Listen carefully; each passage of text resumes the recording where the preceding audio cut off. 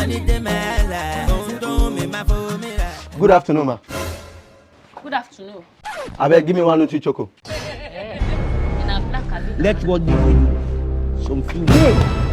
Mommy, what happened? The spaghetti where one of the cocoa since last week. Where the money? I don't tell you this in several times. No me come collect am. If you the talk say no be you, and you said the talk say no be you, who can collect them? Come. Why you dey disgrace me for outside?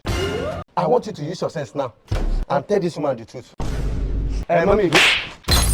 Mommy, what's happened between you and your customers? No mind this useless news, Jerry. One of them come buy spaghetti for my house since last week. If I ask this one, you go talk say na Taye. If I ask the other one, you go talk say na Kendi. Some they call they push me to each other. Oh, now you cause them now. Why you say go sell credit for them? No problem. I don't already accept my mistake. And I don't talk am. Say na that one go be the first and the last one I go see for my shop. Anyway, where the money for Nutri Choco? If you want come collect am for credit.